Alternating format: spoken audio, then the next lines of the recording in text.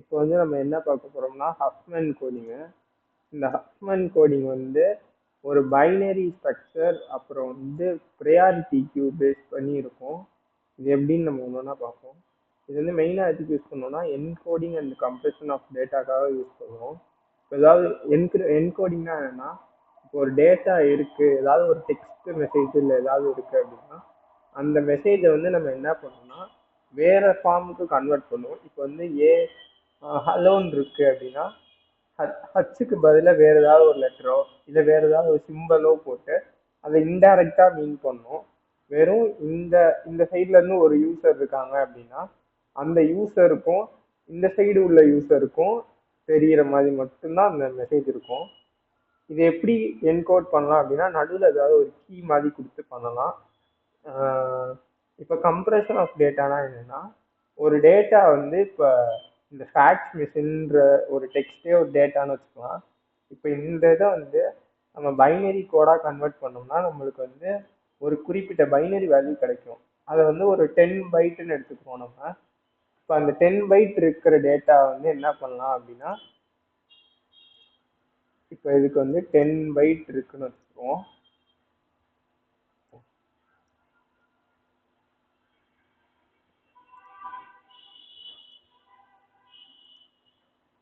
Okay, அதில் வந்து 10 byte இருக்குன்னு வச்சுக்கிறோம். இப்போ வந்து அந்த 10 பைட் ஆஃப் டேட்டா வந்து 8 பைட்டாக கன்வெர்ட் பண்ணுறது, அந்த மாதிரி பண்ணுறது தான் கம்ப்ரெஷன் ஆஃப் டேட்டான்னு சொல்லுவோம்.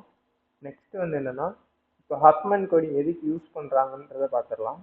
இது வந்து எப்படின்னா ஒரு மினிமம் ரிடண்டன்சி கோடுக்காக நம்ம யூஸ் பண்ணுவோம். மினிமம் ரிடண்டன்சி கோடு அப்படின்னா என்னென்னா, இப்போது ஒரு கோட் இருக்குது, அந்த கோடில் வந்து திரும்ப திரும்ப ஒரே டெக்ஸ்ட்டோ இல்லை ஒரே ஒர்க் பண்ணுவோம். இப்போ ஃபார் லூப் எடுத்துக்கிட்டோம்னா அந்த ஃபார் லூப் வந்து என்ன பண்ணுன்னா திரும்ப திரும்ப டைப் பண்ணுறத நம்மளுக்கு வந்து ரெடியூஸ் பண்ணலாம். அது எப்படி அப்படின்னா, இப்போ ஒரு ஃபங்க்ஷன் இருக்கு இல்லை ஏதாவது ஒரு இப்போ ஒரு பிரிண்ட் ஸ்டேட்மெண்ட்டே நம்ம பண்ணணும் அப்படின்னா அதை திரும்ப திரும்ப காப்பி பண்ணி பேஸ்ட் பண்ணுறதுல நம்மளுக்கு கோடு வந்து இன்எஃபிஷியண்ட்டாக ஆகிடும். அப்போ அதை சால்வ் பண்ணுறதுக்கு வந்து நம்ம ஃபார் லூப் யூஸ் பண்ணுவோம். அதே மாதிரி பர்பஸ்க்காக தான் இந்த ஹஃப்மேன் கோடிங்கும் எதுக்குன்னா ரிடண்டன்சி ஆஃப் கோடை வந்து ரெடியூஸ் பண்ணுறதுக்கு யூஸ் பண்ணுவோம். நெக்ஸ்ட் வந்து இந்த ஹஃப்மேன் கோடிங் வந்து ஸ்டாட்டிஸ்டிக்கல் கோடிங் அப்படின்னு சொல்லுவாங்க. இதில் வந்து என்னென்னா எல்லா கேரக்டர்ஸும் வந்து ஒரே ஃப்ரீக்வன்சியில் இருக்காது. இப்போ வந்து ஆனால் வந்து எல்லா கேரக்டர்ஸ்க்கும் ஒரே அமௌண்ட் ஆஃப் ஸ்பேஸ் தான் அலோகேட் பண்ணுவோம். அதாவது இப்போ ஒரு கேரக்டர் இருக்கு அப்படின்னா அந்த ஒரு கேரக்டருக்கு வந்து ஒரு பைட்டுன்ற மாதிரி அலோகேட் பண்ணுவோம். இப்போ வந்து நம்ம டைரக்டா இதுக்குள்ள போயிடுவோம், அந்த கோடிங் எப்படி இருக்குன்ற மாதிரி. ஓகே, இங்க வந்து ஒரு டெக்ஸ்ட் இருக்கு, இஇஆர்ஐ ஏரி ஐ சீன் நியர் லேக் அப்படின்ற ஒரு டெக்ஸ்ட் இருக்கு. இப்போ வந்து இதுல உள்ள எல்லா கேரக்டரோட அக்கரன்ஸ் ஆஃப் ஆல் கேரக்டர்ஸ் வந்து கவுண்ட் பண்ணிட்டு நம்ம அடுத்து ஃபர்தரா ப்ரொசீட் பண்ணுவோம். இப்போ இதுல என்னென்ன கேரக்டர்லாம் இருக்கு அப்படின்னு பார்த்தோம்னா இ இருக்கு, இஏ 2 வாட்டி ரிப்பீட் ஆயிருக்கு. அடுத்து வந்து இங்க ஆறு ஐஏ, இ ஆர் ஐன்றது டிஃப்ரெண்ட் லெட்டர்ஸ் தான் இருக்கு. அப்புறம் ஸ்பேஸ் கேரக்டர்ஸ் நிறைய இருக்கு இங்க. அப்புறம் வந்து திரும்ப இஏ ரிப்பீட் ஆயிருக்கு, ஒய் வந்து ஒரு புது கேரக்டர், நெக்ஸ்ட் வந்து எஸ் ஒரு புது கேரக்டர், நெக்ஸ்ட் இங்க என் ஒரு புது கேரக்டர், ஏ ஒரு புது கேரக்டர், அடுத்து வந்து ஆறு புது கேரக்டர், எல்லும் கேவும் புது கேரக்டர். இதெல்லாம் நம்ம தனித்தனியாக இங்கே போட்டாச்சு. இந்த கேரக்டர்ஸ் வச்சு தான் நம்ம வந்து இப்போ ஹஃப்மேன் கோடிங் பண்ண போகிறோம். இப்போ இந்த டெக்ஸ்ட்டில் உள்ள ஒரு ஃப்ரீக்குவன்சி என்னன்றது, ஃப்ரீக்குவன்சினா ஒன்றும் இல்லை. இப்போ இங்கே ஒரு டெக்ஸ்ட் இருக்கு, ஈன்ற கேபிட்டல் இ இருக்கு அப்படின்னா அதோட ஃப்ரீக்குவன்சி என்ன? கேபிட்டல் இக்கு வந்து 1, ஸ்மால் இ வந்து எத்தனை இருக்குன்னு பாருங்க, 1 2 3 4 5 6 7 8 8 இருக்கு. அதனால நம்ம 8ன்னு போட்டிருக்கோம். இதே மாதிரி எல்லா இதுக்கும் எல்லா கேரக்டர்ஸ்க்கும் நம்ம ஃப்ரீக்வன்சி போட்டுறணும். போட்டுட்டு இப்போ வந்து பைனரி ட்ரீனோட இதை வந்து கன்ஸ்ட்ரக்ட் பண்ணணும். இது எப்படி பண்றது அப்படின்னா ப்ரையாரிட்டி கியூ வைஸாக நம்ம வந்து யூஸ் பண்ணுவோம். இப்போ வந்து எத்தனை இப்போ மினிமம் ஃப்ரீக்வன்சி உள்ள கேரக்டர்ஸ்லாம் லோ லோ அக்கரன்ஸ் அப்படின்னு சொல்லுவோம். இப்போ இதை வந்து இதுதான் ஹையர் ப்ரையாரிட்டியும் கூட. இந்த லோ லோயர் த அக்கரன்ஸ் வந்து ஹையர் த ப்ரியாரிட்டின்னு சொல்றாங்க. அதாவது என்னன்னா, இப்போ ஒரு ஃப்ரீக்வன்சி ஃபார் எக்ஸாம்பிள் நம்ம இங்க கேபிட்டல் இ எடுக்கிறோம், ஸ்மால் இ எடுக்கிறோம். இதுல வந்து எது வந்து ஹையர் ப்ரியாரிட்டினா கேபிட்டல் இ தான் ஹையர் ப்ரியாரிட்டியா இருக்கும், ஏன்னா அதுதான் மினிமமா இருக்கு. இங்க வந்து இந்த கோடிங்ல வந்து நம்ம கேரக்டர் ஃப்ரீக்வன்சி அப்படின்லாம் நம்ம போட்டிருக்கோம். இப்போ லெஃப்ட் ரைட்டுன்றது பைனரி ட்ரீயோட அந்த எலமெண்ட்டை நம்ம சூஸ் பண்றோம். இப்போ நம்ம டைரக்டா எப்படி போகுதுன்றதை பார்த்துக்கிறோம். இதுதான் நம்ம கியூவா இருக்கும். எல்லா நோடையும் இன்சர்ட் பண்ணதுக்கு அப்புறம் எஸ்பின்றது இங்க ஸ்பேஸ். இங்க வந்து ப்ரியாரிட்டி கியூ வந்து 2 அல்லது அதுக்கு மேல உள்ள நோடு வந்து கண்டெயின் பண்ணலாம்.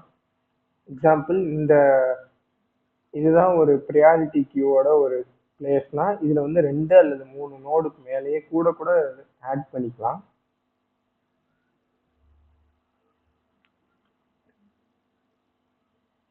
இப்போ வந்து இங்க எல்லாமே வந்து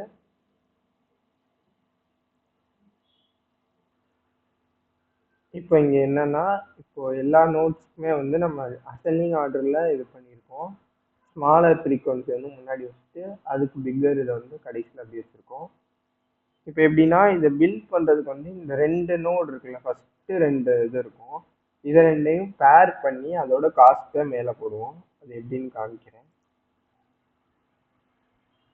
இங்க வந்து இப்படி 2 நோடையும் போட்டுட்டு அதுக்கு மேல வந்து அதோட காஸ்ட் எழுதிடணும். அதை வந்து என்ன பண்ணணும்னா இப்போ திரும்ப இந்த இதுல இப்படி எப்படி இருந்துச்சு அசெண்டிங் ஆர்டர்ல அதே மாதிரி நம்ம பேர் பண்ணிட்டு திரும்ப அசெண்டிங்ல தான் சேர்க்கணும். அசெண்டிங்ல சேர்க்கும் போது நம்மளுக்கு இங்கிட்ட வருது கடைசியில. நெக்ஸ்ட் வந்து நம்மளுக்கு அடுத்த 2 மினிமம் வந்து ஒய்யும் எல்லும் தான். இப்போ இந்த ஒய்யும் எல்லுக்கும் 1 1 தான் இருக்கு, அதுவும் 2ன்னு வந்துடும். இப்போ இதையும் இங்க வந்து ஆட் பண்ணிடுவோம் நம்ம புதுசா. நெக்ஸ்ட் அதே மாதிரி பேர் பண்ணிட்டே வரணும். இதையும் இங்கிட்ட ஆட் பண்ணிட்டு நெக்ஸ்ட் 6 எஸ் மினிமமா இருக்கு, அப்போ அதை ரெண்டையும் பேர் பண்ணி 4ன்ற காஸ்ட் வரும். அந்த 4ன்ற காஸ்ட்டை எஸ்பிக்கு அப்புறம் இங்கிட்ட நம்ம இது பண்ணிடுவோம்.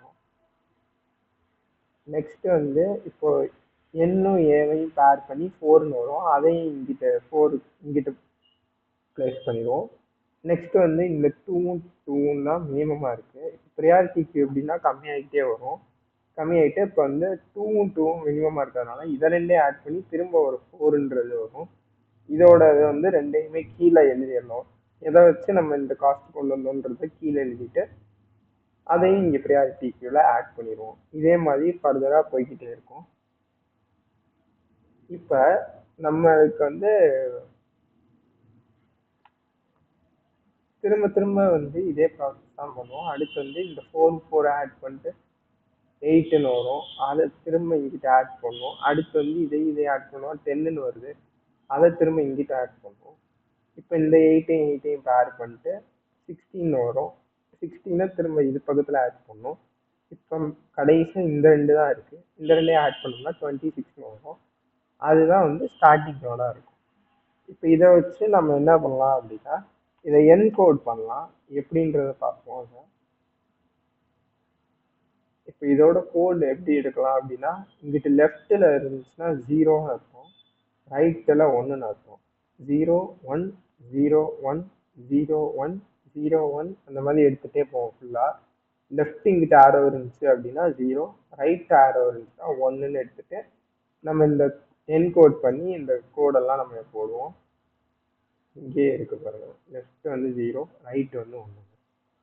அப்படி நம்ம இந்த இதுக்கு எல்லாத்துக்கும் நம்ம கோட் எடுத்தோம் அப்படின்னா கேபிட்டல் இக்கு வந்து 40 இருக்கும், ஸ்மால் ஐக்கு வந்து 30 அப்புறம் ஒரு 1, இந்த மாதிரி எல்லாத்துக்குமே ஒரு கோடு மாதிரி கிடைக்கும் நம்மளுக்கு. இந்த கோடெல்லாம் வச்சு நம்ம என்ன பண்ணலாம்னா இந்த ஐ சீன் நியர் லேக் அப்படின்றத வந்து நம்ம என்கோட் பண்ணிடலாம். இப்போ கேபிட்டல் இக்கு வந்து நம்ம என்ன கொடுத்துருந்தோம்னா 4 0 கொடுத்துருந்தோம், அந்த 4 0மே இங்கே பிரிண்ட் ஆயிருக்கு. நெக்ஸ்ட் ஸ்மால் இக்கு வந்து நம்ம என்ன பார்த்தோம், ஸ்மால் இக்கு வந்து 1 0 1 0ன்றது பிரிண்ட் ஆயிடுச்சு. அடுத்து ஆறுக்கு வந்து நம்ம 1 1 0 0ன்னு போட்டிருக்கோம், அதே மாதிரி 1 1 0 0ன்னு இருக்கு.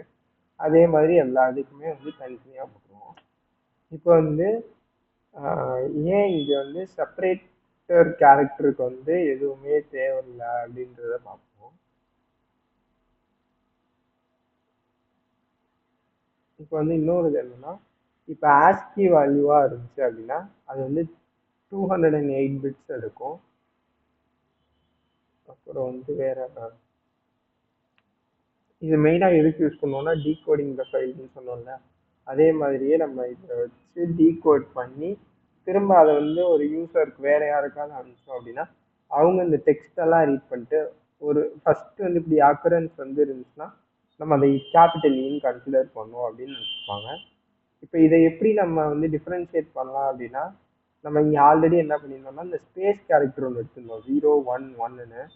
இந்த 011 எங்கெங்கெல்லாம் வருதோ 011 அப்படின்றது அக்சர் ஆச்சு அப்படின்னாலே நம்ம என்ன பண்ணலாம்னா அது ஒரு ஸ்பேஸ் கேரக்டர்னு எடுத்துட்டு, அதாவது லெஃப்ட்ல இருந்து பார்க்கும்போது 011ன்னு கண்டினியூஸாக வந்துருச்சு அப்படின்னாலே அது வரையும் ஒரு வேர்டு அப்படின்னு கன்சிடர் பண்ணிக்கலாம் நம்ம. அவ்வளோதான் இதோட முடிஞ்சிச்சு. நெக்ஸ்ட் வந்து இந்த இதில் வந்து மெயினாக கோடு நம்ம பார்த்துருந்தோம்னா ஈஸியாக இருந்திருக்கும். ஆனால் கோடு வந்து கொஞ்சம் சின்டாக்டிக்கலாக போகுன்றதுனால கான்செப்ட் மட்டும் எக்ஸ்பிளைன் பண்ணியிருக்கேன். தேங்க்யூ.